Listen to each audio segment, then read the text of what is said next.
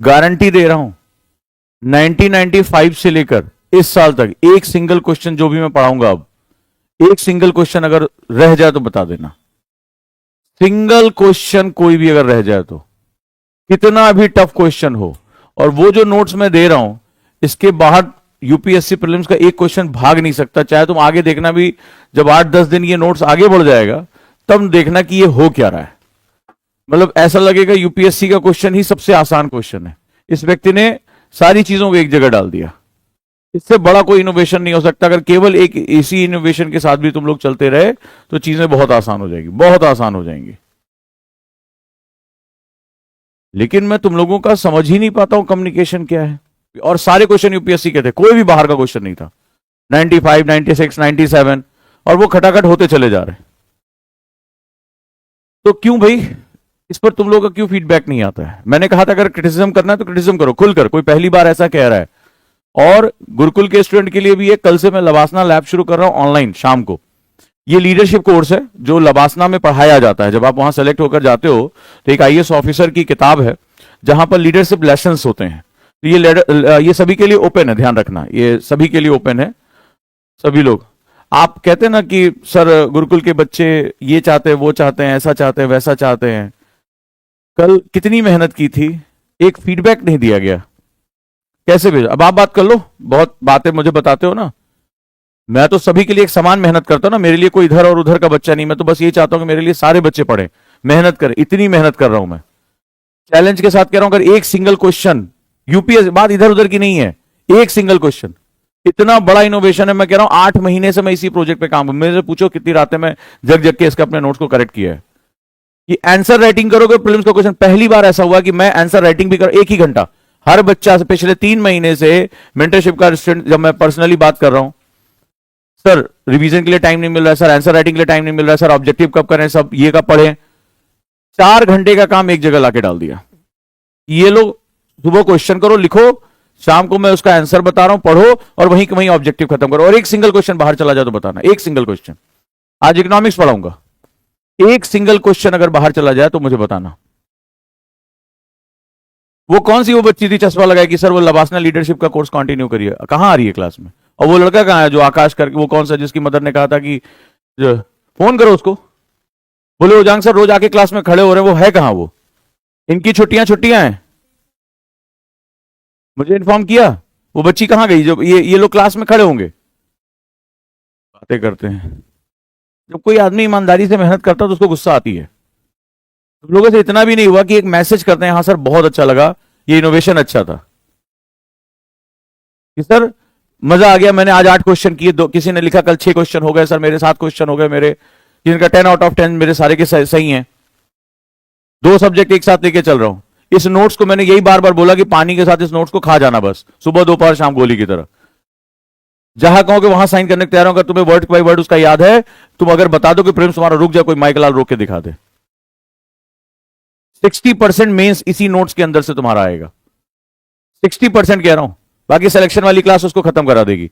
इसके बावजूद भी नहीं होगा सिलेक्शन, इसके बाद तो मैं ही यूपीएससी पढ़ाना छोड़ूं, इसके बाद और कुछ नहीं बचा है और उसी रास्ते पे हूं। लेकिन जब आप एक्टिव नहीं रहोगे, जब आप मेहनत नहीं करोगे, तो फिर मैं क्या उसमें कर पाऊंगा, मुझे समझ में नहीं आ रहा है।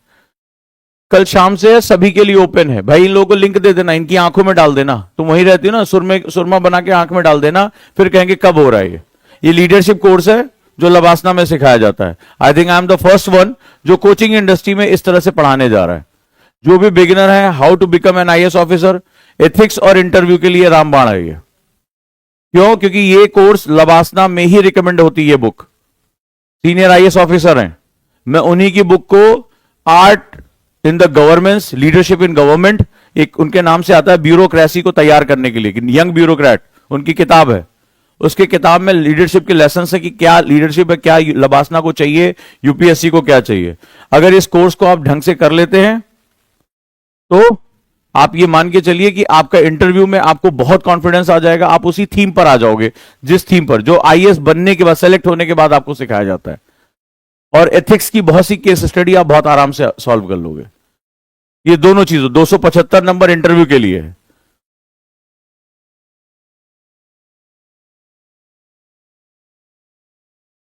शाम को रहेगी 7-8 बजे के आसपास, या जो है 7:30 बजे के आसपास रहेगी ये क्लास, ताकि सब लोग देख लें, कोई ये ना कहे मेरी क्लास थी, मेरा वो था। और ये फ्री है सभी के लिए। ये पूरा इंटरव्यू पूरा कवर कर देगा, ये पूरी लाइफ को कवर कर देगा। मतलब लाइफ में आप जहां भी रहोगे, चाहे आप क्लासेस में हो, जॉब में हो, कॉलेज में हो, you will feel very confident कि हाँ ये होता है एक लीडरशिप कोर्स। ये पूरी तरह से लीडरशिप कोर्स है। तो be the part of this leadership course. और आईएएस ऑफिसर का एक्चुअली तुम्हें मतलब समझ में आएगा कि ऑफिसर्स एक्चुअली में इन्हीं सब्जेक्ट के साथ क्या नया डील करते हैं। लीडरशिप का मतलब क्या होता है? मैं हमेशा कहता हूं यूपीएससी का एग्जाम अगर वाकई में ये टैलेंट का एग्जाम होता, इंटेलेक्चुअल का एग्जाम होता, तो तुम्हें एग्जाम देने का मौका ही नहीं मिलता। आईआईटी आईआईएम में बहुत से टॉपर्स हैं जिनको आराम से 800-900 सीट मिल जाती, डीयू के बहुत से टॉपर हैं। तो फिर ये दूर दराज के बच्चे, गांव देहात के बच्चे नहीं एग्जाम दे सकते थे। तुम्हें ये समझ में आना चाहिए यूपीएससी 3 ही चीज खोजता है, और उसमें सबसे बड़ी चीज होती है लीडरशिप क्वालिटी। क्योंकि अगर ये नहीं है, जो तुम्हारा सब ताम झाम, मेरे पास कितने बच्चे आईआईटी से आते हैं इंटरव्यू की तैयारी कर, नहीं होता उनका यार। तो तुम आईआईटीएन से ऊपर नहीं हो भाई। वो भी कई गोल्ड मेडलिस्ट होते हैं, कई विद ऑनर्स होते हैं, और 3-3 4-4 साल से नहीं हो रहा। कारण क्या है? वो एक मुद्दा जो बहुत इंपॉर्टेंट है, वो लीडरशिप कोर्स है। यूपीएससी वो चीज देखता है। तो लीडरशिप में क्या क्या चीजें होती? लीडरशिप में एक तथ्य होता है बहुत शांत रहना भी। ये सारी चीजें मैं सोच रहा हूं कि कोई भी अब इंटरव्यू की तैयारी में क्यों कर रहा हूं, सोच के तुम देखो कभी मेरे स्टेप्स क्यों, ऐसा नहीं रैंडमली। मैंने इसको 1.5 महीने पहले कहा था, 1.5 महीने पहले मैंने कहा था। क्यों अभी लेकर आ रहा हूं? क्योंकि अब मैं डैम श्योर हूं ये जो नोट्स कल से मैंने पढ़ाने शुरू किए हैं, जो मैं इनोवेशन कर रहा हूं, आप सिंगल डे, आज इकोनॉमिक्स पढ़ाऊंगा, आज सिंगल डे अगर तुम्हारा एक भी क्वेश्चन, आप पीवाईक्यू लेके बैठना, कभी भी नहीं खोला, तुम फर्स्ट डे आए हो, यूपीएससी का क्वेश्चन बहुत टफ होता है ना, आज उसको लेके बैठना जब मैं पढ़ा दूंगा उसके बाद। और एक तरफ मेंस की इकोनॉमिक्स लेके बैठना, दोनों, और 1 घंटे के अंदर दोनों का दोनों एक साथ सॉल्व करा दूंगा। मैं हर दिन तुम्हारे 3 घंटे बचा रहा हूं। तो अब जो बच्चे हैं साथ में लगे पड़े हैं, 12 घंटे का चैलेंज शुरू कर दिया पढ़ाई का, रोज शाम को मेडिटेशन सिखा रहा हूं, कुछ भी बातें कर रहा हूं, आप लोग कनेक्ट ही नहीं होना चाहते मेरे से। आपकी बड़ी दिक्कत है। जो पर्सनल वेंडेटा है, जो मन में बैठा हुआ है, वो उसका कुछ नहीं हो सकता है। इतनी मेहनत कोई नहीं करता है। आप लोगों को मेहनत की कदर नहीं, आप लोगों को फैंसी चीजें चाहिए, बस किसी तरह से पीडीएफ दे दो, फैंसी नोट दे दो, तो फिर ये मैं बता दूं, कल मैंने ग्रुप में डाल भी दिया था, सुपर बुक मेरी जो है वो आज से प्रिंट में चली जाएगी, फोटो भेज दे रहा हूं। इतनी मोटी सी किताब है, ले जाओ अपने घर जाके पढ़ो। यही अगर तुम्हें चाहिए पीडीएफ तो कोई दिक्कत नहीं है। सिलेक्शन वाली क्लास का पर डे मैगजीन मिल रही है, मिल रही है। वो एक इशू अगर एक दिन में तुमने कवर कर लिया, that's more than enough, that's more than enough. फिर हर वीकेंड पे उसी से ही टेस्ट होगा, इसलिए ध्यान से पढ़ना। वो एक एक इशू मेरा सेलेक्ट किया हुआ और उसमें से क्वेश्चन फंसेगा ही फंसेगा, यह ध्यान रखना। मैं वही इश्यूज उठा रहा हूं जहां से क्वेश्चन आने की सबसे ज्यादा संभावना बनी हुई है। और आपने देखा, अगर उसमें देखा होगा तो हर टॉपिक के डिफरेंट सॉल्ट पाई मेथड में मैंने क्वेश्चन बना दिए हैं। इतने क्वेश्चन तुम्हें दे दूंगा कि जब एग्जाम में बैठोगे तुम्हें लगेगा फैमिली क्लास में पढ़ा हुआ मेरा क्वेश्चन था। अब नहीं लिख पा रहे तो फिर वो तुम्हारी अपनी जो है वो कुछ पर्सनल होगा, उसका मुझे कोई लेना देना नहीं है। जितना मैं मेहनत कर सकता हूं उतना मैं मेहनत कर रहा हूं।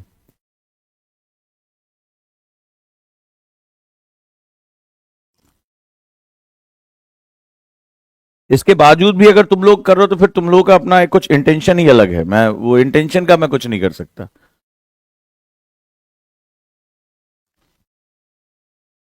चलो, तो हम लोग ज्योग्राफी ट्रेनिंग में आगे बढ़ते हैं। लास्ट टाइम मैंने आपको सिखाया था चेंज किसे कहते हैं, और ज्योग्राफी के बेसिक फंडामेंटल को सिखाते हुए ये हमारा आज इंट्रोडक्शन की लास्ट क्लास है। इसके बाद हम कल से शुरू करेंगे गजोदर की स्टोरीज, ठीक है। तो सारी आपको नोट्स अलग, क्लास के नोट्स आपके अलग होंगे, मेरे पढ़ाने का जो तरीका होगा वो वेब सीरीज फॉर्मेट में होगा, ठीक है। तो मेरी कल से 3 क्लासेस रहेंगी, ज्योग्राफी, इकोनॉमी और ईडब्ल्यूएस सिलेक्शन वाली क्लास, ठीक है। यहां पे हम एसडब्ल्यूएससी के साथ हम चलेंगे। तो बड़े ध्यान से सुनना है, क्योंकि ये जैसे करेंगे शाम को इसका टेस्ट अपलोड हो जाएगा आप लोगों का, ठीक है। और मेंस चूंकि अब मैं इसी के साथ दे रहा हूं, कल मैंने 50 क्वेश्चन मेंस के लिखे बुकलेट पूरी दे दी थी, आपको आंसर राइटिंग करनी थी। आज 10 क्वेश्चन आपको इकोनॉमिक्स के मिलेंगे, उसका भी टेस्ट कर लीजिए। इकोनॉमिक्स का भी क्वेश्चन आज पहले दिन ही आपसे मैं यूपीएससी का क्वेश्चन लगा दूंगा, ठीक है, बस क्लास छोड़नी नहीं किसी भी हालत में, चाहे मैं कहीं भी रहूं। तो स्कोप ऑफ ज्योग्राफी लिखो। अब स्कोप क्या है ज्योग्राफी का? इंटरव्यू में यह क्वेश्चन पूछा गया था कि एक स्टूडेंट था, तो उससे पूछा गया कि भाई जो आप सब्जेक्ट पढ़ रहे हैं ज्योग्राफी, अगर आप आईएएस बन जाते हैं तो इसको आप कहां यूज करेंगे, इस नॉलेज को? चलो लिखो, स्कोप ऑफ ज्योग्राफी। ज्योग्राफी लिखो, ज्योग्राफी का स्कोप, प्रभाव क्षेत्र, भूगोल का प्रभाव क्षेत्र। पहला, geography is a holistic and int, अब यहां पर बहुत इंपॉर्टेंट एक वर्ड आ रहा है, holistic and interdisciplinary field of study. चलो, तो जब हम बात करते हैं ज्योग्राफी इज अ हॉलिस्टिक, लिखो ज्योग्राफी, भूगोल एक संपूर्ण और अंतर विषयक, अंतर विषयक, इस लाइन को ज्यादातर स्टूडेंट कभी नहीं याद रखते और यहीं पे कारण है कि वो ज्योग्राफी में मर जाते हैं। अंतर विषयक अध्ययन का विषय क्षेत्र है, अध्ययन का विषय क्षेत्र है। Can you define me interdisciplinary? उस दिन देखो एक छोटे से वर्ड पे चेंज के ऊपर पूरा एनवायरमेंट एंड इकोलॉजी आ गया लास्ट क्लास में हमारे, इसको बोलते हैं HWC। तो मेरी क्लास HWC पे ही चलेगी, आप लर्निंग फेज में हो, बिल्कुल दिल लगा के चीजों को सीखो। इंटरडिसिप्लिनरी किसे कहते हैं? डिफाइन इंटरडिसिप्लिनरी, अंतर विषय किसे कहते हैं? बताओ निशा, अंतर विषय किसे कहते हैं? मैडम डिफाइन करो। अलग अलग विषय को डिफरेंट सब्जेक्ट्स कहते हैं, ध्यान से। HWC में हो, आईएएस की तैयारी कर रहे हो या किसी और लगुआ बगुआ की, तो इस तरह इंटरव्यू बोर्ड में इस तरह से बात नहीं की जाती है। अंतर शब्द का मतलब होता है किसी के अंदर, आपने कहा अलग अलग विषय, उसको बोलते हैं डिफरेंशिएट, यानी अलग अलग, पृथक। आप दो अलग अलग चीजों की बात करें, मैं कह रहा हूं एक के अंदर दूसरा घुसा हुआ, आप कह रहे हैं दोनों अलग अलग। मैं आपसे पूछ रहा हूं सफेद, आप बता रही काला, तो आपका जो पहला जो 5 मिनट होगा इंटरव्यू बोर्ड में अगर आप पहुंची तो उसी समय आपका इंटरव्यू खत्म हो जाएगा। मैं आपको पहले बता दे रहा हूं, पहले बात ध्यान को सुनिए, इंटर वर्ड क्यों इस्तेमाल किया जाता है? There are 2 type of word, इसीलिए मैं कह रहा हूं बहुत ध्यान से इस चीज को समझिए, बहुत ध्यान से इस चीज को समझिए। There are 2 type of word, inter and intra. ठीक है, इंटर एंड इंट्रा, 2 शब्दों का प्रयोग किया जाता है। लैटिन रूट के वर्ड है, अंग्रेजी में जो वर्ड इस्तेमाल किए जाते हैं उसको हम लोग 2 शब्द इस्तेमाल करते हैं, इंटर एंड इंट्रा। एक होता है इंट्रा डिसिप्लिनरी, एक होता है इंटरडिसिप्लिनरी। तो इंटर का मतलब होता है उसके अंदर जो अवस्थित है। इसीलिए मैं कह रहा हूं अपने जीवन का 1 साल जहां भी पढ़िए, पहले अपने बेसिक्स को स्ट्रॉन्ग करने के लिए लगाइए। HWC बोलते हैं इसे, हैंडल विद केयर, बार बार सिखा रहा हूं। तो जब हम यहां पर इंटरडिसिप्लिनरी की बात करेंगे, कहता है कि इस भूगोल की जो खास बात है, अब समझते जाइए, यहीं से ज्योग्राफी बताता है। मैंने पहले भी कहा geography is not a subject, इसीलिए जो स्टूडेंट ज्योग्राफी को एज अ सब्जेक्ट डील करते हैं मारे जाते हैं। क्यों? क्योंकि जब आप एग्जाम में जाओगे तुम देखोगे कि कन्वेंशनल ज्योग्राफी के इस बार क्वेश्चन केवल 7 थे, मैप के क्वेश्चन 9 थे, इन्वायरमेंट के 19 थे।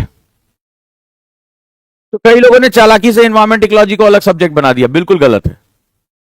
आप जरा ध्यान से देखिए, ज्योग्राफी में सब कुछ छुपा हुआ है। Geography, culture, society. तुमने क्यों इस तरह से अपने कपड़े पहन रखे हैं? उसने नहीं पहन रखे हैं। मैं बात नहीं कर रहा हूं, तुमने हिजाब पहन रखा है, बुर्का पहन, उसने नहीं पहना हुआ है। क्यों? क्योंकि समाज और संस्कृति जहां से आप आ रहे हैं आपको यह शिक्षा दी गई है। कहीं वेस्ट में होगे तो उनका पहनावा अलग होगा, राजस्थानी व्यक्ति होगा उसका पहनावा अलग होगा। तो ऐसा क्यों होता है? Because of society. ये कौन डील कर रहा है? वाई। ये डील कौन कर रहा है? ज्योग्राफी। हमारा एनवायरमेंट कौन डील कर रहा है? ज्योग्राफी।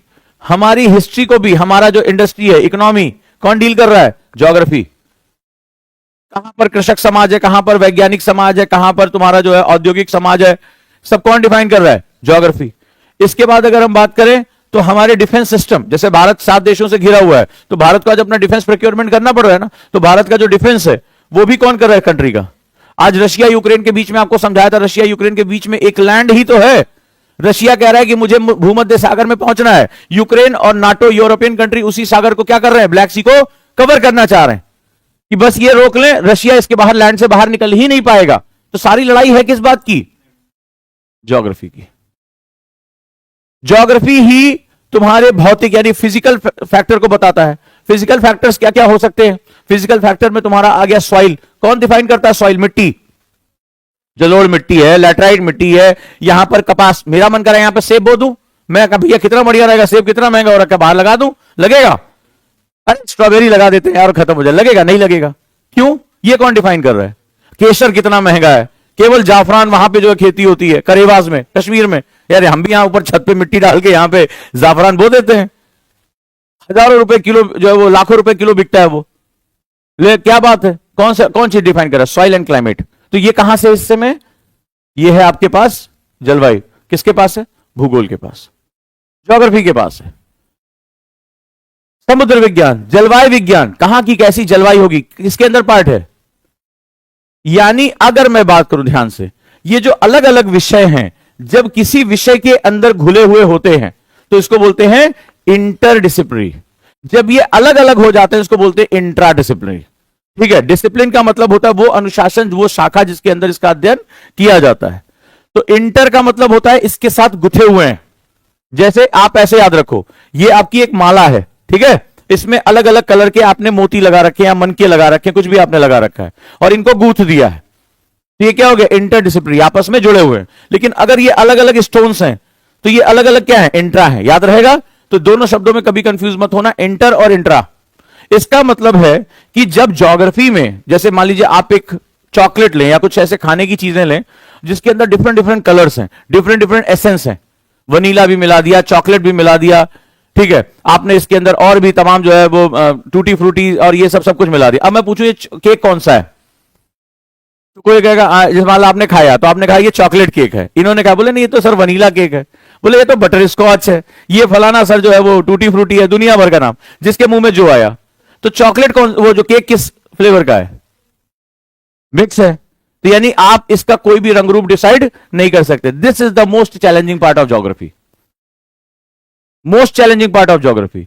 और जब इस तरह से मिक्सिंग हो जाती है हर चीज की तो फिर क्या होता है? यूपीएससी को एक बहुत बड़ा फायदा होता है। यूपीएससी आपको कंफ्यूज कर सकता है, यूपीएससी किसी भी सब्जेक्ट के अंदर इंटर कर सकता है इस सेंटर पॉइंट से। इसीलिए ज्योग्राफी को दो तरह के लोग पढ़ाते हैं, ध्यान से समझना। यहां पे एक आर्ट साइड का टीचर पढ़ाता है, ज्योग्राफी ह्यूमैनिटीज का सब्जेक्ट है। तो जब वो आर्ट साइड का सब्जेक्ट पढ़ाता है तो वो कैसे पढ़ाता है? उसके लिए सारे के सारे हिस्से क्या हो जाते हैं? अलग अलग हो जाते हैं। ये वाली लाइन उसके लिए कोई मैटर नहीं करती है। उसके लिए जलवायु विज्ञान, समुद्र विज्ञान, environment ecology, culture, economy, society, ये सब क्या हो जाती है? अलग अलग हो जाती है। उसको बोलता है बेटा ये रट लो, ये फैक्ट ले लो, ये नोट्स ले लो, इतना ही आपको पढ़ना है। नदियां पढ़ना है, पर्वत पढ़ना है, याद कर लो कौन सा पर्वत कहां है, बस। लेकिन जब ज्योग्राफी को इंटरडिसिप्लिनरी पढ़ा जाता है तो फिर आप किसी से किसी पॉइंट में इंटर कर सकते हो। क्या भारत में हर जगह महिलाएं पिछड़ी हुई हैं?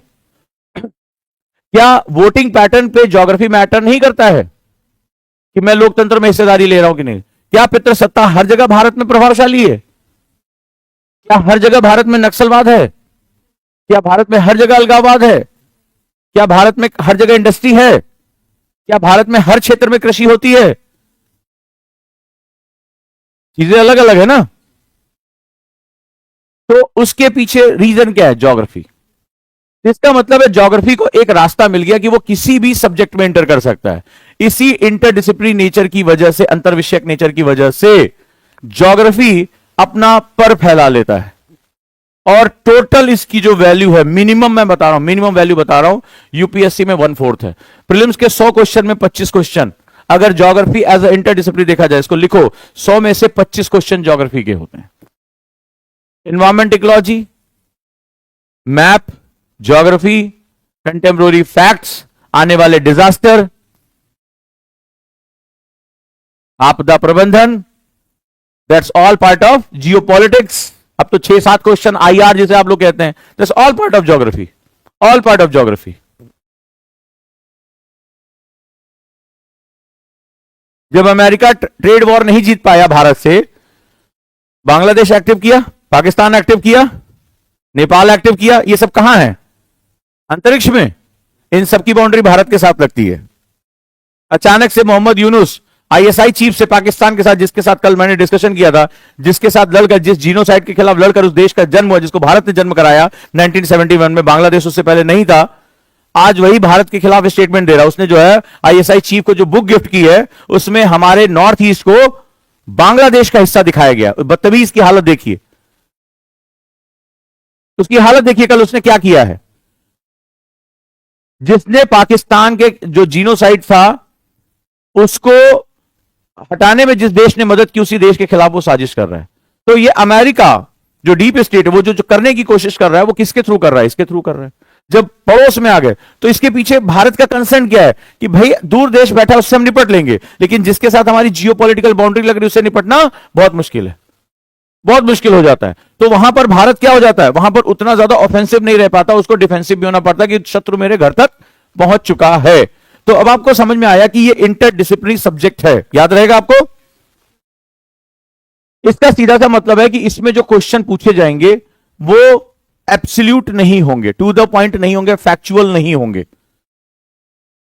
यही रीजन है जब यहां बात की जाती है ओजोन के क्षरण की, तो उसमें केमिकल रिएक्शन पूछा जाता है।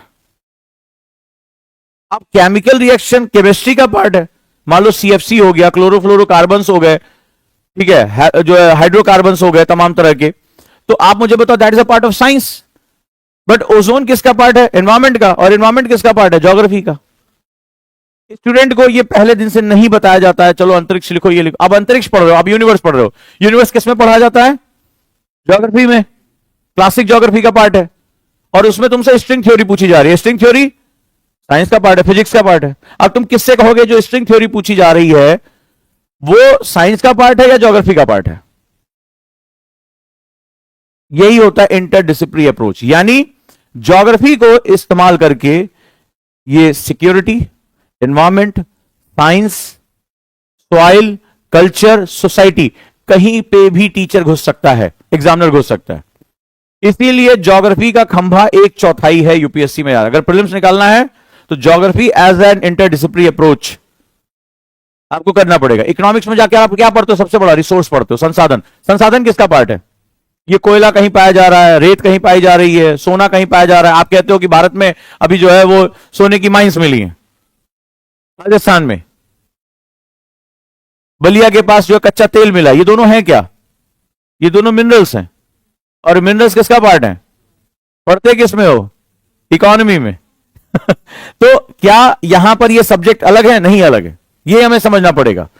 तो जब ये चीज आपने दिमाग में रखना, इंटरडिसिप्लिनरी अप्रोच यानी अंतर विषयक है, यानी सब्जेक्ट में अगर मेरे ऑप्शंस दिए जाते हैं तो एक ऑप्शन ज्योग्राफी का हो सकता है, दूसरा ऑप्शन उसी एक क्वेश्चन के अंदर साइंस से भी ले सकते हैं और वहीं से इकोनॉमिक्स से भी ले सकते हैं। क्लियर हुआ? यानी इसका डायमेंशन बहुत बड़ा है। तो आप मान के चलो कि 100 में से 25 क्वेश्चन इसके हैं, इस सब्जेक्ट के। बहुत ध्यान से, बहुत शिद्दत के साथ पढ़ना है, और यही बहुत अच्छा कॉम्बिनेशन कल से चलेगा, क्योंकि मैंने बार बार कहा economics, geography the father of economics. Geography समझ में आ जाएगी, इकोनॉमिक्स आधी अपने आप समझ में आ जाएगी। क्लियर? चलिए देखो, व्हाई इट इज इंपॉर्टेंट। सशस्त्र बलों में आर्म,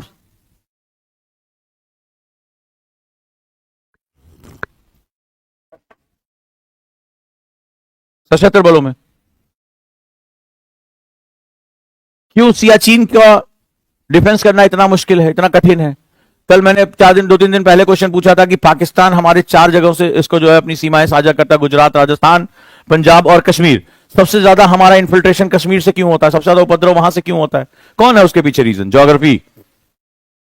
हम वहां पर ऐसी इतना डिफिकल्ट ज्योग्राफी वहां की, इतने घने जंगल है, इतने ऊंचे नीचे पहाड़ है, तेज बहती हुई नदियां, कि वहां पे आप बाढ़ नहीं लगा सकते। वहां छुपने के लिए जगह है, वो एम्बुश कर सकते हैं, हमारे सशस्त्र बलों को नुकसान पहुंचाते हैं वहां पे। तो ये एक ऐसी पहाड़ियां, ऐसी दुर्लभ पहाड़ियां हैं वहां पे, जो इसकी वजह से हमें वहां पर क्या करना पड़ता है, ज्यादा दिक्कतें होती हैं। क्लियर है? मैंने कल सर क्रीक के बारे में डिस्कस किया था। बहुत अच्छी बात है कि अब हमें थोड़ी बुद्धि आई, हमने उसका नाम सर क्रीक हटाया। मैंने बताया ना, अंग्रेज अधिकारी था, अब उसका नाम हम बाण गंगा कर रहे हैं। अब जाकर हम डीकोलोनाइजेशन प्रोसेस शुरू कर रहे हैं। भाई सर क्रीक क्यों, तुम्हारे नाम क्यों हम याद रखें? वो डूरंड लाइन, वो फलाना डूरंड भी अंग्रेज था, रेड क्लिफ वो भी अंग्रेज था, सर क्रीक ये भी। अब ये देखो 3 लाइनें खींची, तीनों विवाद का कारण है, खून पी रही है लाइनें। ये अंग्रेजों की सबसे खास बात रही है, जहां इन्होंने लाइन ड्रॉ की वो खून पीती है। बाण गंगा उसका नाम हम करेंगे। ये होता है डीकोलोनाइजेशन प्रोसेस। हमारे देश की चीजें हम अंग्रेज के नाम पे उसको क्यों मिसकस्टिट करें? तो आर्म सर्विसेज नंबर 1। क्या रीजन है कि नॉर्थ ईस्ट में अलगाववाद इतना तेजी से फैलता है? म्यांमार के साथ बाउंड्री लगती है, मैप उठा के देखेंगे, और वो सभी एक नजातीय समूह में है। तो यहां भारत में अपराध करते वहां भाग जाते हैं। अभी आपने देखा, हमने म्यांमार के ऊपर ड्रोन हमले किए कि नहीं किए? बोलो किसको किसको नहीं पता? अभी हमने म्यांमार की बाउंड्री में घुस के मारा है, हमने वहां पर सर्जिकल स्ट्राइक की है। रीजन? क्योंकि हमारे क्षेत्र में अपराध करके वो वहां जाकर छुप जाते थे, हमारे पास इंटेलिजेंस, हमने मार दिया। भारत ने हिम्मत दिखाई कि हमारे लिए नेशनल डिफेंस और इतना मुश्किल है वहां पे, क्योंकि वो एक ही निर्जातीय समूह है, पहचान करना बड़ा मुश्किल है। वो म्यांमार के जंगलों से भारत के जंगलों के बीच में ट्रेवल करते हैं, बहुत कठिन ज्योग्राफी है, इसीलिए आपने देखा होगा नॉर्थ ईस्ट में इतना इंसर्जेंसी होती रहती है। अब आपको समझ में आ रहा होगा कि यहीं पर ऐसा क्यों होता है। नेक्स्ट वन, एनवायरमेंटल मैनेजमेंट, पर्यावरणीय प्रबंधन। पर्यावरणीय प्रबंधन, कल छठ पूजा पे आपने यमुना नदी का देखा होगा, पूरे 3 दिन से खूब चर्चा में चल रही, यमुना प्रदूषित नहीं। पूरी सरकार 100 दिनों से लगी पड़ी थी यमुना को साफ करने में, सबने चर्चा सुनी होगी, फोटोज देखा होगा। मुख्यमंत्री खुद जो है जाकर वहां पर पानी में जो है वो अर्घ दे रही हैं, उसमें भी विपक्षी पार्टियां अलग अलग बयान करें कि मिनरल वाटर बहा दिया गया। तो यमुना दिल्ली में आके गंदी क्यों है?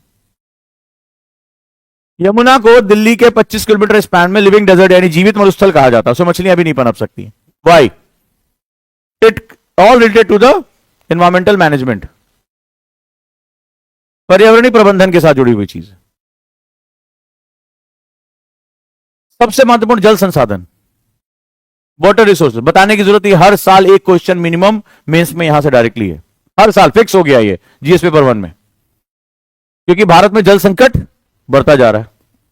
डिजास्टर मैनेजमेंट, आप जो है वो अभी आपने देखा केरल में जो हुआ, गुजरात में कल आपने देखा, अभी आपने देखा कल तूफान का स्ट्राइक हुआ है। क्या नाम है तूफान का?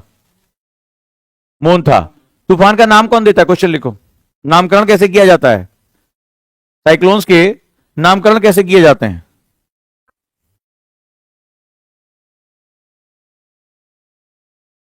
ऐसा नहीं है, ये क्वेश्चन आया हुआ है।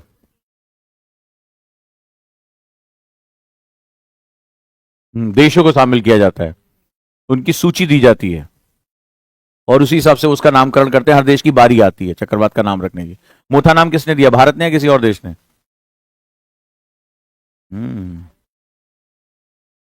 किस देश का है? सबकी बारी होगी। ये क्वेश्चन आया हुआ है, लिखो, क्वेश्चन लिखो, उसमें आगे हम चर्चा करेंगे। क्वेश्चन तो तुम्हारे पास होना चाहिए। क्वेश्चन डायरी मेंटेन हो रही है कि नहीं हो रही है? ये मेंस का क्वेश्चन है कि चक्रवातों का नामकरण कैसे किया जाता है, nomenclature of cyclones in Indian ocean.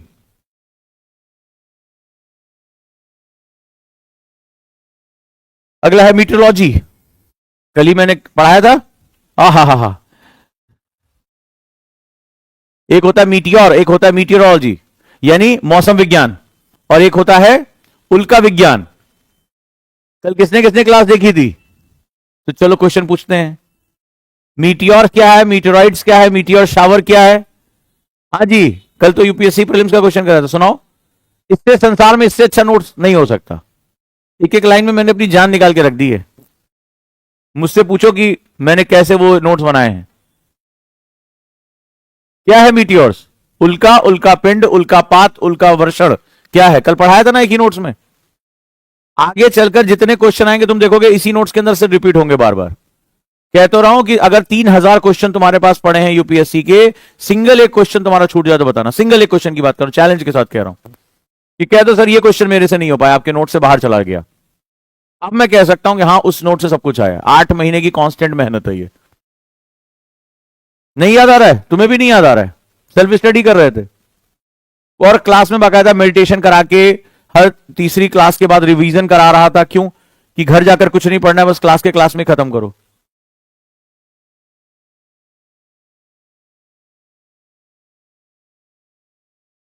गलत। उसको मीटियोर बोलते हैं जब वो धरती में मेसोस्फीयर को क्रॉस करता है और धरती तक पहुंच जाता है, उसको मीटियोराइड्स कहते हैं। और जब शावरिंग हो जाती है अर्थ के लैंड पे तो उसको मीटियोर शावर बोलते हैं, जो कि बेसिकली किसी धूमकेतु यानी जो पुच्छल तारा था उसके डेब्रिस से निकल कर आता है। कल पढ़ाया था ना। और इसके अंदर कौन कौन से एलिमेंट होते हैं? रॉक भी होता है और मेटल्स भी होते हैं। कहां पर ये बर्न करते हैं? कहां पर बर्न करते हैं? मेसोस्फीयर में। मेसोस्फीयर की ऊंचाई कल कितनी बताई थी? आज के बाद जब भी कभी मेरी आलोचना करना, एक बार अपनी शक्ल देख लेना, अपनी शक्ल जरूर देख लेना। फिर मैंने मैपिंग, सोचो कि मैं नोट्स के अंदर मैपिंग डाल दी उसमें। उस प्रक्रिया को क्या बोलते हैं जब किसी भी धूमकेतु कॉमेट के माध्यम से, जब किसी धूमकेतु के माध्यम से पीरियोडिक उल्का शावर होती है, उसका एक मैंने नाम दिया था कल, और मैंने कहा था आइडेंटिफाई करो। कल कौन सी जगह पे आइडेंटिफाई, मैप पे कौन सा क्वेश्चन होमवर्क दिया था, किस प्रांत के बारे में दिया था कि यहां पर यह घटना हुई थी मीटियोर शावर का?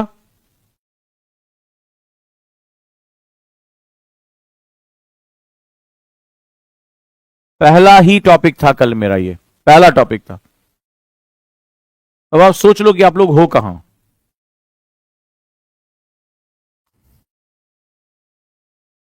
Planning and various social science, ये तुम्हारे लिए सबसे इंपॉर्टेंट है। देखो, नियोजन और विभिन्न सामाजिक विज्ञान, सोशल साइंस, नियोजन और विभिन्न सामाजिक विज्ञान। आईएएस ऑफिसर ज्योग्राफी का बहुत यूज करते हैं, बहुत यूज करते हैं शिक्षा को बढ़ाने में, वहां की किसी कुरीति से निपटने में ज्योग्राफी बहुत इस्तेमाल होती है। अब आ जाओ जिसमें मैंने आज से 3 दिन 4 दिन पहले होमवर्क दिया था। देखो, approaches to study of geography, भूगोल के अध्ययन का प्रभाव क्षेत्र, भूगोल के अध्ययन का प्रभाव क्षेत्र। फिर से एक अंतिम बार तुम लोगों से रिक्वेस्ट कर रहा हूं, अंतिम बार, ठीक है, मेरी तो बिल्कुल इच्छा नहीं रह गई है, अंतिम बार रिक्वेस्ट कर रहा हूं, जो लोग नहीं भी आ रहे हैं, जो लोग नहीं भी क्लास कर रहे हैं, फिर लास्ट में बोलूंगा। मैंने एक मजाक मजाक में कुछ दिन पहले बात कही थी कि जैसे हम दवाई खाते हैं सुबह दोपहर शाम, ये जो नोट्स मैं पढ़ा रहा हूं इसको बस किसी तरीके से खा जाना,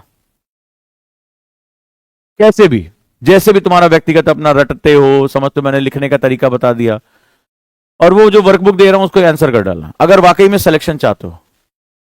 इसके बाद तुम कहीं भी चले जाओ, किसी भी टीचर को अपना गुरु मान लो, कोई बात नहीं, अगर वो इसके आसपास भी कहीं आ जाए तो बता देना मेरे को। अब ये तुम्हारी जिम्मेदारी, इसका एक एक वर्ड इतना कीमती है कि हर दिन तुम मुझे जितनी बार कहोगे मैं प्रूव करूंगा कि तुम्हारा क्वेश्चन यूपीएससी का इसके बाहर नहीं जा रहा है।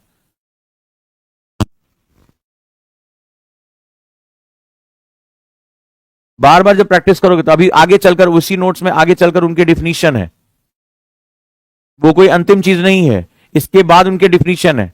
जैसे अभी ज्योग्राफी में अगली बार आऊंगा, जैसे मेसोस्फीयर रहा, आइनोस्फीयर रहा, तो उसके बारे में आगे चलकर क्वेश्चन है, फिर से उसको डिफाइन किया है कि वो परतें कहां बनती हैं, क्यों बनती हैं, उसकी क्या, फिर एक एक के बारे में है।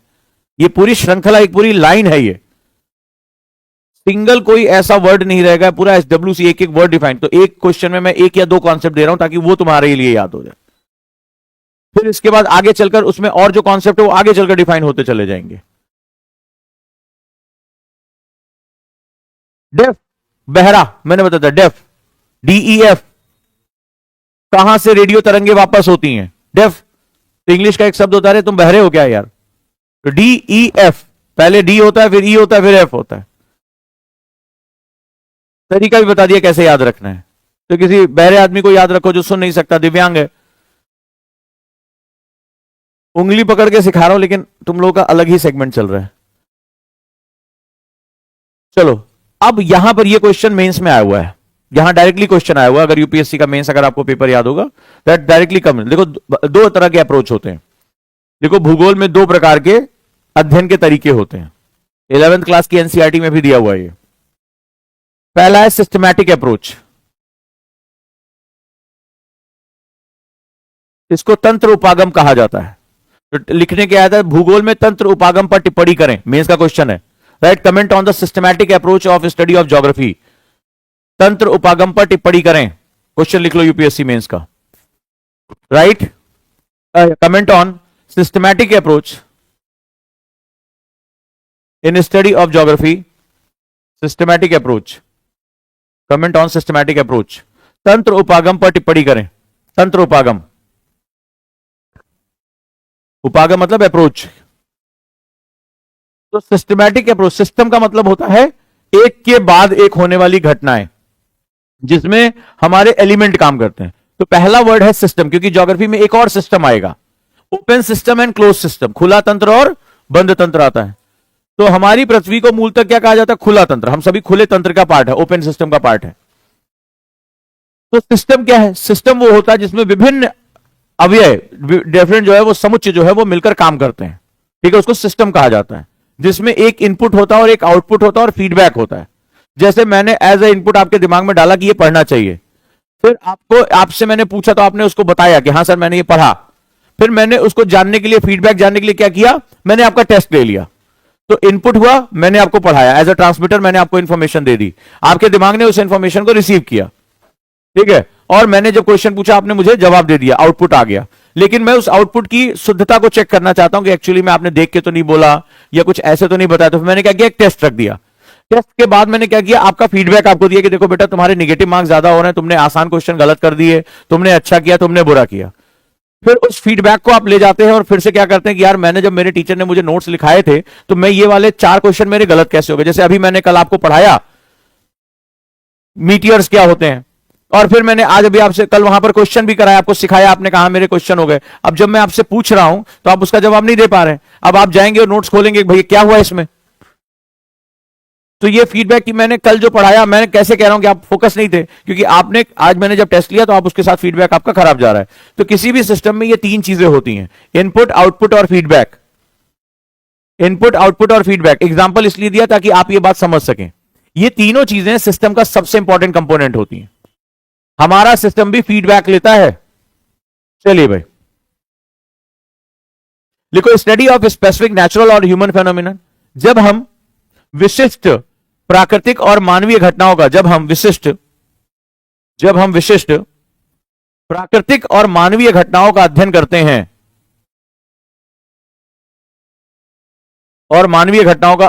हैं, पहला।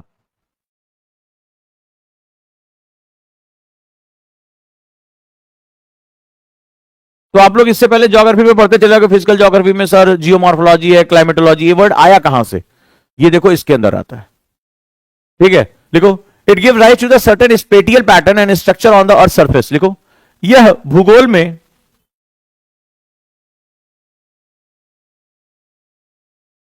विशिष्ट स्थानिक, स्थानीय नहीं स्थानिक, वो ब्रैकेट में स्पैटियल लिख लेना, विशिष्ट स्थानिक पैटर्न को जन्म देता है, स्थानिक पैटर्न को जन्म देता है, तथा पृथ्वी के धरातल पर विभिन्न स्थलाकृतियों के बारे में जानकारी देता है। स्थलाकृतियों जैसे पर्वत, पठार, मैदान, झीलें, ये सब स्थलाकृतियां हैं, विभिन्न स्थलाकृतियों को जन्म देता है। तो स्थल पर जो आकृतियां पाई जाती हैं उसे स्थलाकृतियां कहते हैं, लैंड फॉर्म्स। फॉर एग्जाम्पल क्या क्या आता है, फिजिकल ज्योग्राफी, भौतिक भूगोल,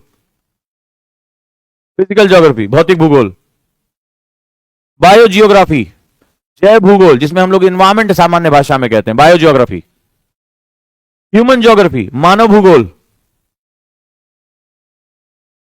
एनवायरमेंटल ज्योग्राफी, पर्यावरणीय भूगोल, जैव भूगोल के अंदर मिट्टी आ गया, जीव जंतु आ गए, भौतिक भूगोल, जैव भूगोल, मानव भूगोल और पर्यावरण भूगोल।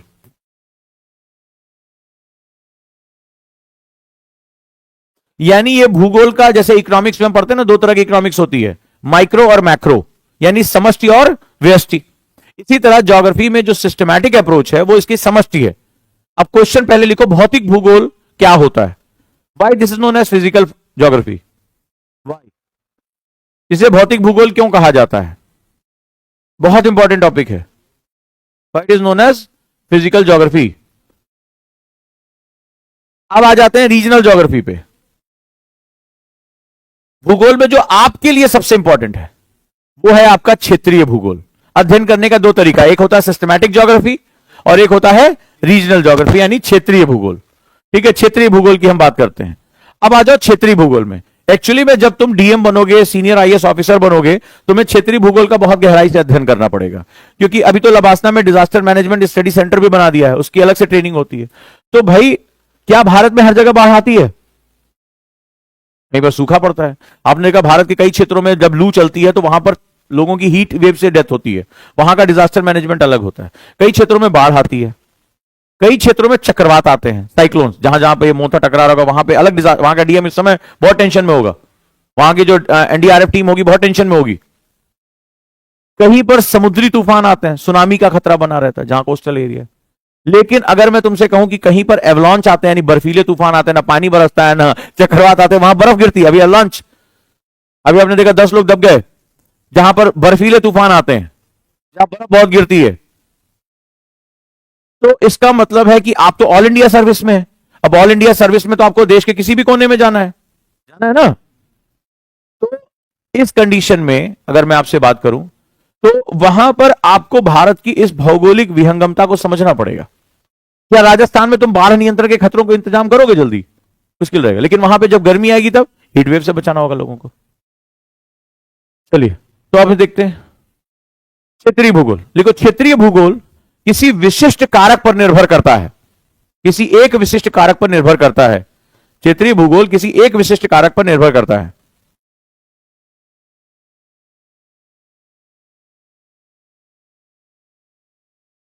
जैसे रिलीफ, उच्चावच। उच्चावच, ऊंचाई पे जाओगे तो तुम्हें बर्फ से लोगों को बचाना पड़ेगा ना, और समुद्र किनारे जाओगे तो वहां पर समुद्री तूफान आने के, चक्रवात आने के खतरे रहेंगे। तो इसको कौन कहता है? रिलीफ, यानी उच्चावच।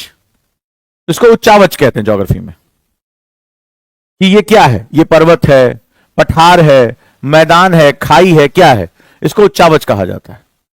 दूसरा होता है रेनफॉल, वर्षा का पैटर्न। कितने तरह की वर्षा हो रही है, किस तरह की वर्षा हो रही है। रेनफॉल, वर्षण। वेजिटेशन, वनस्पतियां। अब पहाड़ों पे क्या खतरा, आप देख रहे हैं पहाड़ भूस्खलन हो रहा है। वहां पर अभी आपने देखा कि बस के ऊपर कितने लोग जा रहे थे, कटरा में देखा था आप लोगों ने, पहाड़ ही नीचे गिर पड़ रहे हैं। वहां का मामला ही अलग, वहां पे लैंडस्लाइड्स का मैटर है, वहां बारिश से ज्यादा लैंडस्लाइड खतरा बन जा रहा है। तो वेजिटेशन, वनस्पतियां। पर कैपिटा इनकम, ये तो यार हम कहां पढ़ते हैं पर कैपिटा इनकम, इकोनॉमिक्स में पढ़ते हैं, लेकिन हम ये ज्योग्राफी में स्टडी कर रहे हैं। स्टेट्स, राज्यों के बारे में जानकारी, डिस्ट्रिक्ट्स, जिले के बारे में जानकारी। एक्चुअली मैं अगर कहूं तो इसकी तुम्हें ट्रेनिंग दी जाती है जब तुम ऑफिसर बनते हो। यही इंटरव्यू में पूछा गया था कि आप ज्योग्राफी को कहां अप्लाई करोगे। तो अच्छा, जैसे होता है कि अगर आप लोगों ने बुक्स देखी होंगी, ज्यादातर टीचर ऐसे पढ़ाते हैं ना कि हम फिजिकल ज्योग्राफी पढ़ेंगे। अगर आप किताबों पे देख के जाओगे, किताबों पे हेडिंग लगी होती है वर्ल्ड एंड इंडिया की ज्योग्राफी, ऐसे लिखा होता है ना, भारत और विश्व का भूगोल, किताब के ऊपर हेडिंग होती है। स्टूडेंट को लगता है ज्योग्राफी यही दो है। इंटरव्यू में ये क्वेश्चन पूछ लिया। तो ज्योग्राफी एक्चुअली में दो तरीके से होती है। ये जो तुम भारत का भूगोल पढ़ रहे हो, ये भौतिक भूगोल जो पढ़ रहे हो, ये समुद्र विज्ञान, जलवायु विज्ञान, that's comes under the systematic geography. Student को यह जवाब देना चाहिए कि ज्योग्राफी स्टडी सर हम दो पार्ट में करते हैं, एक सिस्टमैटिक ज्योग्राफी, दूसरी हम रीजनल ज्योग्राफी। सिस्टमैटिक ज्योग्राफी के अंदर हम संपूर्ण भौतिक भूगोल, भौतिक भूगोल के अंदर हमारी आगे जियोमॉर्फोलॉजी, हमारी climatology, oceanography. Sir bio geography हम सॉइल ज्योग्राफी पढ़ते हैं इसमें। ह्यूमन ज्योग्राफी में कल्चर, उसकी इकोनॉमिक्स पढ़ते हैं सर। हम नजातीयता, एंथ्रोपोजेनिक पढ़ते हैं सर। फिर हम इन्वायरमेंट के बारे में डिस्कशन करते हैं सर। तो ये हमारा सिस्टमैटिक ज्योग्राफी हो गया, जो ह्यूमन नेचर इंटरेक्शन पे होता है। और ह्यूमन नेचर इंटरेक्शन 4 प्रकार का होता है। मैं ऑलरेडी इस तरह की ट्रेनिंग में पहले पढ़ा चुका हूं, 4 दिन पहले की क्लास में। क्लियर है? इसके बाद क्या होगा? इसके बाद होगा सर रीजनल ज्योग्राफी। तो आपसे पूछा जाएगा कि आप ज्योग्राफी का यूज कहां करोगे। बोले सर देखिए कहां करेंगे सर, लोगों को बचाने में, वहां के पर्यावरण का अध्ययन करने में, वहां के सर जो है स्टेट्स में क्या हो रहा है, किस प्रकार का जो वहां पे समूह रहता है, विकास की वहां क्या संभावना है, रिसोर्सेस कितने हैं सर स्टेट में, बाउंड्रीज किसके साथ लगती है, नदियां कैसी हैं, पानी कैसा महत्वपूर्ण है। ठीक है, डिस्ट्रिक्ट का अध्ययन करेंगे। जब आप जाएंगे तो आपके ऑफिस में डिस्ट्रिक्ट का एक बहुत बड़ा मैप लगा होगा, छोटे छोटे इलाकों का इतना बड़ा बड़ा मैप लगा होता है दीवार पे, तो आपको ज्योग्राफी दिखाई जाती है। ठीक है, आप पर कैपिटा इनकम सर कैसे बढ़ा सकते हैं, क्या है, क्या कहीं अपराध का कारण ये तो नहीं कि यहाँ के लोग गरीब हैं, या यहां पर इनकम का कोई सोर्स नहीं है, यहां पर डिजास्टर बहुत ज्यादा होते हैं, तो कई बार ये भी क्या करता है, अपराध को बढ़ावा देता है। तो आपको जो है, आप आईपीएस ऑफिसर है तो आपको ये स्टडी करनी पड़ेगी कि अगर यहां अपराध हो रहा है तो उसके पीछे कारण क्या है। कहीं ऐसा तो नहीं अगल बगल के डिस्ट्रिक्ट्स में जो है सीमाएं ऐसी खुली हुई हैं, या मेरे स्टेट के बगल में ऐसा स्टेट है जहां से अपराध करके क्या होगा, ये मेरे राज्य की सीमा से बाहर, क्योंकि आप तो अपने राज्य की सीमाओं तक ही आपका अधिकार है ना। पुलिस भी अपने थाने में होती है। तो आप कभी दांतेवाड़ा के बारे में पढ़ना, वो क्या होता है, एक ट्राई जंक्शन पे 3 राज्यों के साथ जो है वहां पे सीमाएं लगती हैं। तो नक्सलाइट क्या होता था, एक जगह हमला करते थे, भाग जाते थे जंगलों में, वो दूसरे राज्य के अंदर पड़ रहा है, या अब वहां कम्युनिकेशन जब तक हो रहा है तब तक वो छुप गए। इस राज्य में हमला किया, उस वाले वो 3 जगह से वो शेयर होता है। जो बक्सर का रीजन है उसको ध्यान से देखिएगा। तो आखिर वो क्या होता है, तो आप देखेंगे ये सबसे बड़े बड़े नाम है, ये सबसे बड़े बड़े नाम है जो अपराध में गिने जाते हैं। जो चित्रकूट के जंगल है, जो चंबल का रीजन है, आपने नाम सुना होगा ना, ये सारे, ये सभी नाम जो है वो कभी ना कभी अपराधों के साथ जुड़े रहे, और इसके पीछे उसकी ज्योग्राफी है। चंबल रिवर तो देखोगे, चंबल रिवर कितने जो है स्टेट्स के साथ बाउंड्री शेयर करती है, नहीं याद है, लिखो। तो यहां से अपराध करके फट से नदी क्रॉस की दूसरे स्टेट में पहुंच गया, पुलिस एकदम खड़ी है किनारे, तो खड़ी रहे, बाय बाय करो, कुछ नहीं कर सकते। तो अपराध के पीछे भी भूगोल का एक बहुत बड़ा हाथ होता है इन समस्याओं से निपटने के लिए। तो आगे चलकर एक पुलिस अधिकारी थे, उन्होंने पूरा एक टास्क फोर्स बनाया, कोऑर्डिनेशन किया, बोला यार समस्या का अध्ययन किया कि आखिर हम क्यों नहीं निपट पा रहे हैं इनसे। बाकायदा उन्होंने उसका अध्ययन किया, टीमें बनाई, आपस में कोऑर्डिनेशन बढ़ाया, विश्वास पात्र लोगों को साथ लिया, बोले ये भाग के यहां से वहां जा रहा है, ठीक है वहीं पे काम करते हैं। हमें तो समस्या का समाधान लेकर आना है, चाहे हम कैसे भी लेकर आए। आप एक आईएएस हो, आईएएस मतलब आई एम सॉल्यूशन। आपके यहां एक नदी बार बार बाढ़ लेकर आ रही है, तो आप चाहोगे रोज बाढ़ आए उसमें, हर साल आप खेती चौपट हो जाती है, किसानों की जिंदगी बर्बाद हो जाती है, लोगों की जिंदगी नरक हो जाती है। सरकार ने कहा कि आपको अपने जिले में इस पर सुरक्षा करनी है, तो आपको उस नदी का व्यवहार पता है ना कि इसमें कितना पानी आता है, कितना क्यूसेक पानी आता है। तो आप प्लानिंग करते हैं कि भाई बांध कहां से बनाया जाए कि शहर के अंदर पानी ना घुसे या गांव के अंदर पानी ना घुसे, आप प्लानिंग करते हैं। मान लीजिए आप एक ऐसे जिले में हैं जहां पर बार बार सूखा आता है, पानी कम बरसता है, या वो किसी पहाड़ के पीछे का क्षेत्र है जहां पर उसको वृष्टि छाया प्रदेश यानी लीवर्ड साइड कहते हैं, तो क्या वहां के लोगों को आप मरने के लिए छोड़ दोगे? आपसे कहा जाएगा इन तक पानी पहुंचाइए। तो आप ये सोचोगे कि कैसे हम नहरों का जाल बिछाएं, किस नदी से पानी लें, कहां से कितना हेल्प लें। तो आपसे पूछा जाएगा, जब आपने शासन को बोला कि साहब हम नहर बना सकते हैं ताकि हमारे खेत ना सूखे, लोगों को पानी मिले, तो आपसे पूछा जाएगा कितनी इनकम है, कितने लोग हैं, पानी कितना चाहिए, बोले पूरी नदी मोड़ दो, ऐसा होगा क्या? तो आप बताएंगे सर इतने क्यूसेक पानी चाहिए मुझे, यही रिपोर्ट डीएम को देनी होती है। तो अच्छा ठीक है, कितने वॉल्यूम की नहर चाहिए, कितना खर्चा आएगा, कितना बजट आपको दिया जाए। ऐसे थोड़ा ना होगा कि वो बक्से में पैसा रखा है जाके निकाल लेना, गुल्लक फोड़ लेना, नहर बना लेना, ऐसा होता है क्या? नहीं होता है। पूरी परियोजना तैयार होती है, आपको बताना पड़ेगा किससे कितने लोगों को फायदा होगा, कितनी जहां की इनकम बढ़ जाएगी, सरकार को किससे आने वाले समय में वहां की जो है वो कितना आगे चला जाएगा वो क्षेत्र, अगर हम ये कर ले जाते हैं। तो ये नियोजन होता है। आपके पास रिपोर्ट आती है कि आपका वन क्षेत्र खराब हो रहा है, लोग पेड़ों को काट रहे हैं, आपको अपने वेजिटेशन को मेंटेन करके रखना है। भारत के ऊपर जो दबाव है कि 33% अपने टोटल ज्योग्राफी का, वो 33% उसके पास फॉरेस्ट होना चाहिए। अब रिपोर्ट आती है कि आपके यहां सबसे ज्यादा फॉरेस्ट गायब है, तो किसको बुलाया जाएगा? आपको बुलाया जाएगा।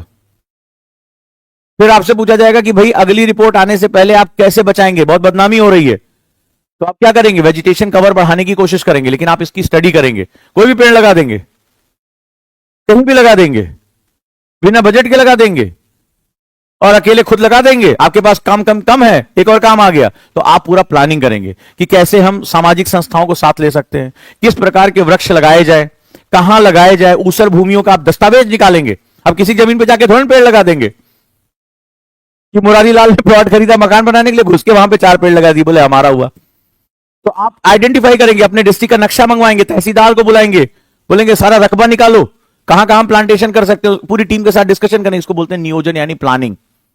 फिर आपके प्रयासों से हो सकता है कि वो क्षेत्र हरा भरा हो जाए।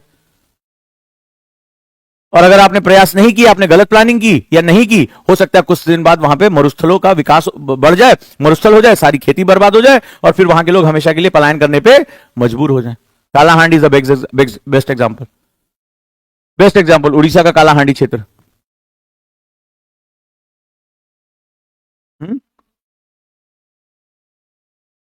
उच्चावच, ज्योग्राफी में उच्चावच के लिए प्रयोग किया जाता है, यानी पूरी धरती हमारी समतल नहीं है, ज्योग्राफी में भूदृश्य है, तो कहीं पर हमें ऊंचाई दिखाई पड़ रही है, क्योंकि बाकी सारी चीजों को यही मेंटेन करता है, कहीं पर हमें ढाल दिखाई पड़ रही है।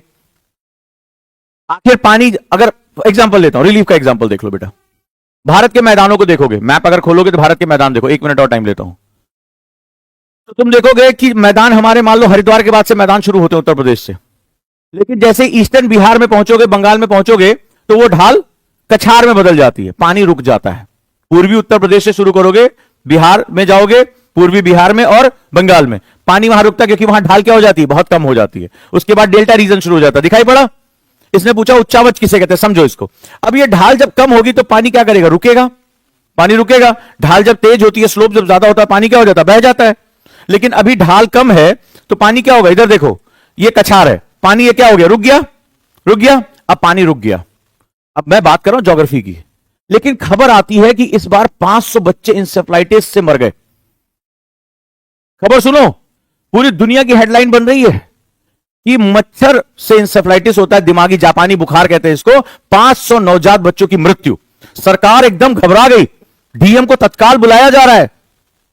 बोले ये क्या पागलपन है, उसके ऊपर ऐसी तैसी हो गई। ये देखो, ज्योग्राफी ने इस पानी को रोका, पानी रुका, और जैसे पानी रुका इसमें मच्छर पैदा होंगे, और इसी में एक तरह का मच्छर होता है इंसेफ्लाइटिस, और वो जब बच्चों को काटता है तो बच्चों की जब दिमागी बुखार से मौत हो जाती है।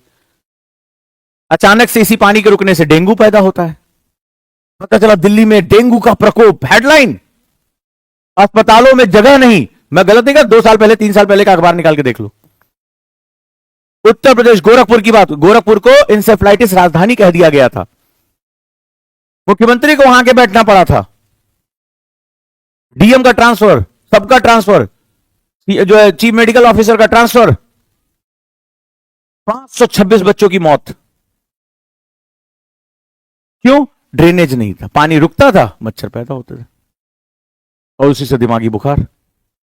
तो ज्योग्राफी ने एक समस्या पैदा की कि नहीं की? किया ना। तो आपको नदी की ढाल नहीं पता, लेकिन उस पानी के रुकने से जो बवाल हुआ, आप जाके, मैं नहीं कह रहा हूं, आप हिंदू की, इंडियन एक्सप्रेस की वेबसाइट पे आप जाके डालिए। आज से 7-8 साल पहले गोरखपुर, हर साल बरसात के मौसम में अस्पताल में बच्ची, फोटो छपती थी दुनिया भर के अखबारों में, भारत की वो बदनामी दुनिया भर के अखबारों में। आपकी एक गलती, आपका एक जो सेगमेंट, आप कुछ नहीं कर पा रहे थे। अच्छा, वहां पे क्या होता है, वहां धान बो दिया जाता है, जहां पानी रुकता वहां धान बोते हैं, पेडी क्रॉप। और धान के खेतों से निकलती है मेथेन, उस मेथेन में मच्छर को बड़ा मजा आता है, वो सबसे ज्यादा अपना अंडे या लार्वा देता है। अब आप बताइए, आप धान की खेती बंद करा देंगे? बहुत कठिन है काम। आईएएस में घुसे होती है सोच के, खाली तुम्हें गाड़ी दिखाई पड़ रही है, तुम्हारे घोड़े खुल जाएंगे। बहुत बड़े बड़े चैलेंज आते हैं, इसीलिए इस चैलेंज को अभी से सीखना शुरू करो, जानना शुरू करो। और ये जो कल से मैं लबासना लैब से शुरू कर रहा हूं लीडरशिप कोर्स, वो इसी के लिए है कि आपके अंदर एक इंट्रिंसिक वैल्यू क्रिएट हो, how to deal with this problem. एक सीनियर आईएएस ऑफिसर की लिखी गई किताब जो लबासना में रिकमेंड की जाती है, बहुत सुनहरा मौका आप लोगों के लिए पढ़ने का, और सभी के लिए ओपन है। पढ़िए इसको, जानिए। यहां पर जो मैं आपको सिखाऊंगा कि लीडरशिप ट्रेनिंग प्रोग्राम, कि गवर्नमेंट में लीडरशिप कैसे होता है, कैसे अपने लोगों को टीम के साथ लेके चलना है, कैसे ऐसी डिफिकल्ट प्रॉब्लम से। पानी आपने रोका नहीं, मच्छर को आप डांट नहीं सकते, उसके ऊपर कोई कानूनी कार्रवाई कर नहीं सकते। आप धान की खेती को होने से, क्योंकि वही वहां की मुख्य खाद्य फसल है, आपके लिए रास्ता निकालना इतना मुश्किल हो जाता है।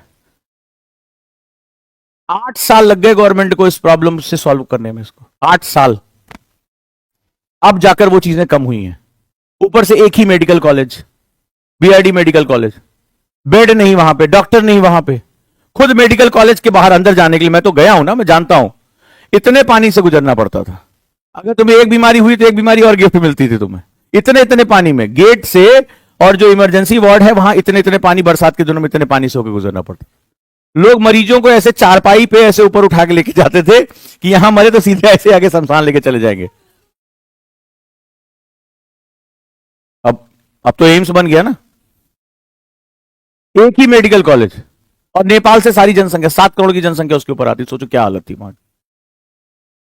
तो कितना मुश्किल काम होता है ये सब, और ज्योग्राफी इतना चैलेंज। वहां से बहती है राप्ती नदी, राप्ती नदी में नेपाल से आता है पानी, जस्ट बिकॉज पास में नेपाल का बॉर्डर है, और वो पहाड़ी नदियां भरने से पानी लाके भर देती हैं, वो पानी फैल जाता है शहर में। अब आप सोचिए कितना चैलेंज है आपके लिए। डेवलपमेंट वर्क ऐसा नहीं कि आपने ऐसे रबर बिठा दिया और वो चीज हो गई, इतना चैलेंज है वहां पे। और ये जब मौतें होती थी ना, तो ये न्यूयॉर्क टाइम्स में छपते थे। भारत की इमेज खराब होती थी, प्रधानमंत्री का फोन मुख्यमंत्री के पास आता था कि इंडिया की ये इमेज कर रहे हो। जब वो विदेश जाते थे उनसे पूछा जाता था आपके यहां इतने बच्चे मर गए, आपने क्या किया? शर्म से सर नीचे हमारा हो जाता था। और फिर जब मुख्यमंत्री जब आपकी लाइन लगाएगा ना कायदे से, तो फोन पे वो सारी सांस्कृतिक और सारी भाषाओं का वो प्रयोग करेगा, कुछ नहीं कर पाएंगे आप। भाई मौतें हुई, अमेरिका में छप गई वो खबर, 525 बच्चे मर गए, मजाक बात है। पूरी दुनिया के अखबारों ने उसको कवर किया। जो भारत के दुश्मन को ये मौका मिल गया कि भारत देखो डेवलपमेंट की बातें कर रहा है, यूनाइटेड नेशन में जाके जब आप हमें देना पड़ा। आपको जो इससे पहले की क्लास पढ़ाई थी ना कि इंडिया वर्ल्ड के साथ कैसे कनेक्टेड है, आप क्या सोच रहे हैं ये कोई बहुत आसान काम है आपके लिए? आपको अपने व्यक्तित्व को इसी तरह से निखारना पड़ेगा कि इंटरनेशनल चैलेंजेस को आपको डील करना है। आपको कुछ समझ में आ रहा है आप कहां तक जा सकते हैं उसमें? इसीलिए अपने आप को तैयार करिए उसी हिसाब से। जिस दिन आप अलर्ट नहीं है, आप अपने साथ धोखा कर रहे हैं। ये एक मेरा बहुत इंपॉर्टेंट प्रयास है कि आपके अंदर लीडरशिप क्वालिटी जनरेट हो, इसीलिए कल से मैं ये भी प्रयास कर रहा हूं। जुड़े रहिए।